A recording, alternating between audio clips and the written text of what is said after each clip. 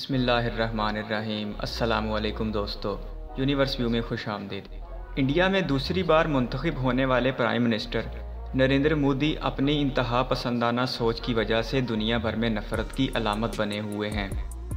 2014 میں جب انڈیا میں جنرل الیکشن ہوئے تو مودی کی جماعت بی جے پی واضح اکثریت حاصل نہ کر پائی اور بی جے پی کو حکومت بنانے کے لیے چھوٹی جماعتوں کا سہارا لینا پڑا، لیکن اپنی اینٹی پاکستان اور اینٹی مسلم کمپین کی لاج رکھتے ہوئے بی جے پی نے پاکستان اور اسلام مخالف خوب اقدامات کیے، جس کا نتیجہ 2019 کے جنرل الیکشن میں سامنے آیا اور اب کی بار بی جے پی 303 سیٹس حاصل کر اکثریت جماعت بنی اور بغیر کسی کو ساتھ ملائے حکومت بنانے کی پوزیشن میں آ گئی۔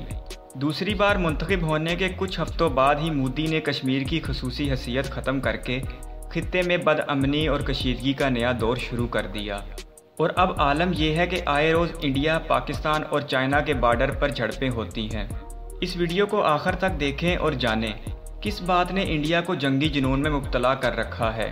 کیا فرانس سے خریدے گئے 5 رافیل طیاروں کے سر پر انڈیا ایشیا کی سپر پاور بن سکتا ہے؟ اور کروڑوں غریب لوگوں کا دیس انڈیا اپنی تباہ ہوتی اکانومی میں جنگ چھیڑ کر کیا ثابت کرنا چاہتا ہے؟ نیپال، بنگلہ دیش، بھوٹان، پاکستان اور چائنا انڈیا کی کسی بھی ہمسائے سے کیوں نہیں بن پا رہی؟ لیکن ویڈیو پر آنے سے پہلے آپ سے گزارش ہے کہ اگر آپ نے ابھی تک دلچسپ معلومات سے بھرپور ہمارا یہ چینل یونیورس ویو سبسکرائب نہیں کیا تو ابھی اسے سبسکرائب کر لیں اور پاس بنے بیل آئیکن کو بھی دبا دیں تاکہ آئندہ بھی آپ کو ایسی دلچسپ ویڈیوز ملتی رہیں۔ دوستو، سب سے پہلے بات کرتے ہیں انڈیا اور چائنا کے درمیان جاری کشیدگی کی۔ براعظم ایشیا کے 2 بڑے ہمسائے اور دنیا میں آبادی کے لحاظ سے 2 سب سے بڑی جوہری طاقتیں چین اور انڈیا ایک مرتبہ پھر ایک دوسرے کے ساتھ سینگ پھنسائے بیٹھی ہیں۔ دونوں طاقتوں کے نہ صرف آپس میں تنازعات کی ایک تاریخ ہے، جن میں کبھی کبھار سلگتی آگ میں چنگاریاں بھی پیدا ہوتی ہیں اور شعلے بھی بھڑک اٹھتے ہیں۔ اس وقت چین اور انڈیا کے درمیان شدید کشیدگی کا ماحول ہے۔ دونوں ملکوں کے درمیان تقریباً 3500 کلومیٹر کی سرحد میں کئی مقامات پر تنازع ہے۔ ان تنازعات کے سبب ان دونوں ملکوں کی سرحدوں کی حفاظت کرنے والے فوجی دستوں کی پچھلی 6 دہائیوں سے اکثر مڈ بھیڑ ہوتی چلی آ رہی ہے۔ سن 1962 میں ان دونوں ملکوں کے درمیان 1 ماہ طویل جنگ بھی ہوئی، جس میں انڈیا کو شکست کا سامنا کرنا پڑا۔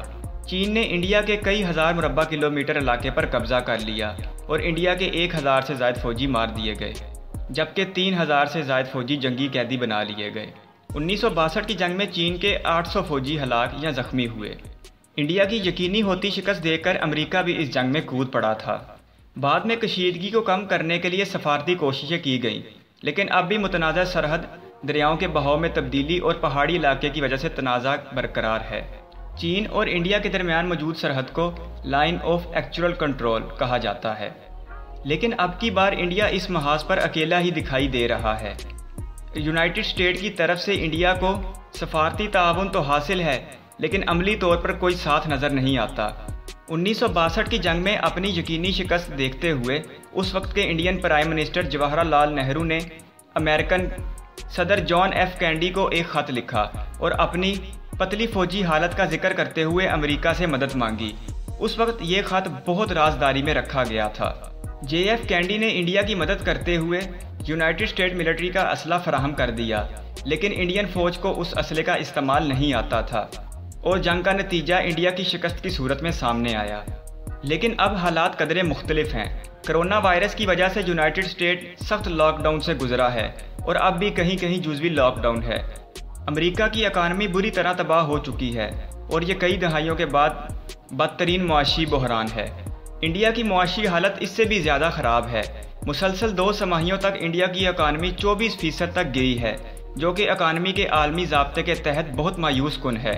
چائنا، جہاں دسمبر 2019 میں کرونا وائرس کا آغاز ہوا تھا، صرف ووہان کے سخت لاک ڈاؤن کی وجہ سے جلد ہی کرونا سے بچ نکلنے میں کامیاب ہوا اور باقی ملک میں معیشت رواں دواں رہی، جس کی وجہ سے آج بھی چائنا کی معیشت امریکہ اور انڈیا سے بہت بہتر ہے۔ آج کل انڈیا چائنا بارڈر پر 3 جگہ ایسی ہیں جہاں کبھی بھی محدود پیمانے کی جنگ شروع ہو سکتی ہے، جن میں ایک ہاٹ نامی خطہ ہے، دوسرا وادی گولان ہے، جبکہ تیسرا علاقہ سپرنگ نامی جھیل کے جنوب میں ہے، اور یہ تینوں علاقے لداخ میں واقع ہیں۔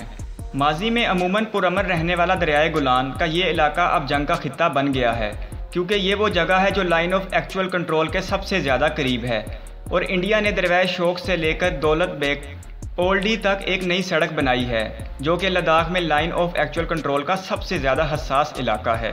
اس خطے میں انڈیا کی جانب سے انفراسٹرکچر نے چین کو مشتعل کیا ہے اور دونوں ملکوں کی جانب سے مسلسل فوجی سامان بارڈر پر لے جایا جا رہا ہے۔ دنیا کا دوسرا بڑا ملک اور خود کو دنیا کی سب سے بڑی جمہوریت کہلوانے والا انڈیا اپنے ہمسائے ممالک سے کشیدہ تعلقات کا عادی ہو چکا ہے۔ کالا پانی، جو انڈیا اور نیپال کے درمیان 400 مربع کلومیٹر کا ایک خطہ ہے، اس وقت انڈیا کے کنٹرول میں ہے، لیکن نیپال اس خطے پر اپنا دعویٰ کرتا ہے۔ نیپال کی حدود میں ایک سڑک تعمیر کرنے کی وجہ سے نیپال اور انڈیا کے سفارتی تعلقات بہت کشیدہ ہو گئے تھے، جو عالمی خبروں کی زینت بھی بنے۔ میانمار کا علاقہ سینگ ننگ کے گاؤں تامبو کا ایک خطہ ہے جس کا نام نیمفلانگ ہے، اور اس کے دوسری جانب انڈیا کی ریاست منی پور کے علاقے موڑ کے درمیان ایک وادی کمبو کے نام سے مشہور ہے۔ اس وادی پر دونوں ملکوں کا دعویٰ ہے اور اسی وجہ سے انڈیا اور میانمار کے تعلقات بھی کشیدہ رہتے ہیں۔ بھوٹان اور انڈیا کے درمیان سن 70 اور سن 80 کی دہائی میں کئی علاقوں میں سخت محنت طلب مذاکرات کے بعد کافی سارے تنازعات حل کر لیے گئے تھے، تاہم اب بھی دونوں ملکوں کے درمیان سربھنگ نامی خطوں پر علاقائی تنازع برقرار ہے، اور سب سے بڑھ کر پاکستان سے انڈیا کے حالات بہت کشیدہ رہتے ہیں۔ انڈیا کا یہ جنگی جنون اور مودی کا انتہا پسندانہ نظریہ خطے کے امن کے لیے مسلسل خطرہ بنا ہوا ہے۔ دوستوں، میں امید کرتا ہوں آپ کو میری آج کی ویڈیو پسند آئی ہوگی، تو آپ اسے اپنے دوستوں کے ساتھ شیئر کریں، چینل کو سبسکرائب کریں اور ویڈیو کو لائک کریں۔ اللہ حافظ۔